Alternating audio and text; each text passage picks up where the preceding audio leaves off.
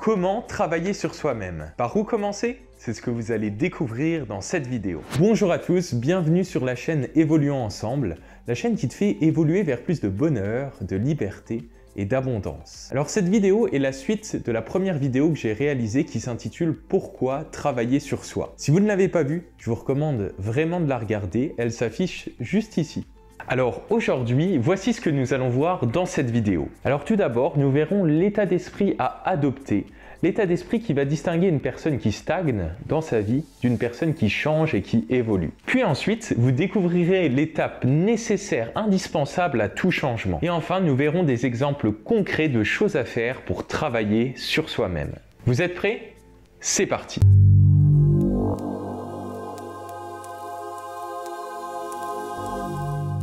Pour commencer cette vidéo, je trouve qu'il y a une question intéressante à se poser. Tout le monde peut travailler sur soi, mais tout le monde ne le fait pas. Pourquoi? La réponse, pour moi, c'est que nous nous identifions à notre ego. Alors on a souvent entendu parler de l'ego, mais qu'est-ce que c'est? L'ego, dans la psychologie, c'est le je, c'est le moi, c'est qui nous croyons être. C'est notre personnalité, c'est l'image que nous nous faisons de nous-mêmes et que nous projetons aux autres. Dans la spiritualité, l'ego, c'est ce qui nous empêche d'atteindre une certaine forme de vérité, de profondeur. Donc, lorsque nous nous identifions à notre ego, il ne nous laisse pas trop travailler sur nous, puisque cela équivaut à le changer, à lui donner moins de place. Pour travailler sur soi, il y a un certain état d'esprit à adopter. Tout d'abord, il est important de mettre son ego de côté, de se dire qu'on n'est pas parfait, d'oser montrer ses défauts, de les accepter, et d'oser voir qu'on a parfois des comportements qui ne sont pas toujours ajustés. Donc, pour faire un travail sur soi, il faut avoir le courage de se remettre en question, d'avoir l'humilité de se montrer imparfait. Ce qui nous amène à un autre point essentiel, prendre la responsabilité de sa vie. Beaucoup de personnes passent leur vie en tant que spectateurs, comme si elles étaient au cinéma et qu'elles regardaient un film. Elles ont l'impression que les choses arrivent parce qu'elles arrivent, par le hasard, plutôt que parce qu'elles les ont créées. L'état d'esprit à adopter pour travailler sur soi est de passer derrière la caméra et d'écrire le scénario du film qui est en train de se dérouler.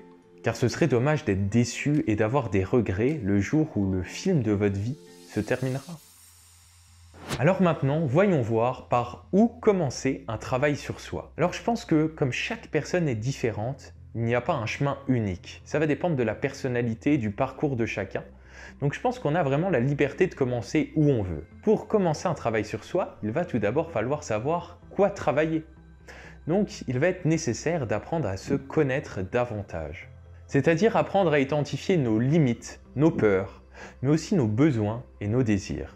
Apprendre à se connaître, c'est commencer à comprendre comment fonctionnent nos pensées, nos croyances, nos émotions et comment tout ceci détermine notre vie. Apprendre à se connaître, c'est aussi savoir ce que l'on veut, d'où l'on vient et où est-ce qu'on veut aller. Comme dirait Socrate, connais-toi toi-même et tu connaîtras l'univers et les dieux. Donc maintenant, la question qui vous vient sûrement à l'esprit, c'est comment fait-on pour se connaître? Alors la première chose va être d'accepter qu'on ne se connaît pas entièrement et que ce sera sûrement jamais le cas. Regardez, on peut connaître notre corps parce qu'on en voit les limites. Mais comment connaître entièrement notre esprit s'il n'a pas de limites? Donc, comme nous l'avons vu précédemment, s'identifier à notre ego, à qui l'on croit être, nous limite et nous freine dans notre processus d'évolution. Maintenant, il y a quelque chose d'autre que vous pouvez observer pour apprendre à vous connaître et ensuite travailler sur vous. Ça va être en fait les autres personnes, les personnes que vous côtoyez, que vous connaissez, les personnes avec qui vous rentrez en interaction. Les autres sont de merveilleux miroirs pour apprendre à nous connaître. En effet, posez-vous la question de pourquoi certaines personnes vous inspirent, vous attirent et d'autres vous repoussent ou vous mettent même en colère. Je vais prendre un exemple. Qu'est-ce qui fait que le comportement de Paul va énerver Louis, mais que le comportement de Paul ne va pas énerver Jean-Marie? Qu'est-ce que ça va toucher chez Louis qui va faire qu'il s'énerve? Si vous êtes attentif à vos émotions lorsque vous êtes en interaction avec d'autres personnes, vous allez remarquer que c'est une merveilleuse source de connaissance de soi. Et pensez bien à vous abonner puisque je vais faire prochainement une vidéo sur les émotions et vous allez voir que cette vidéo est passionnante et va vous faire découvrir plein de choses que vous ne connaissez pas encore. Alors ensuite, pour continuer d'apprendre à vous connaître et de savoir quoi travailler chez vous, il y a quelque chose que vous pouvez continuer à faire, c'est de regarder des vidéos sur la psychologie, le développement personnel, la spiritualité.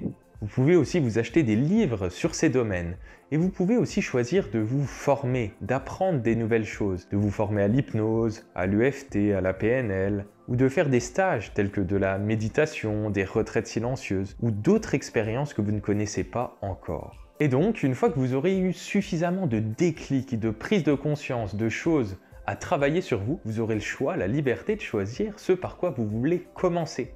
Je vous mets maintenant à l'écran plusieurs exemples de choses qu'on peut travailler sur soi. Et la liste n'est pas exhaustive, et c'est vraiment un échantillon de ce qu'on peut faire. Alors maintenant, peut-être que vous vous demandez, mais d'accord, mais quelle est l'étape après la prise de conscience, une fois qu'on se connaît un minimum soi-même et qu'on sait quoi travailler? Eh bien, c'est ce que nous verrons dans une prochaine vidéo qui s'intitulera « Comment se changer soi-même ».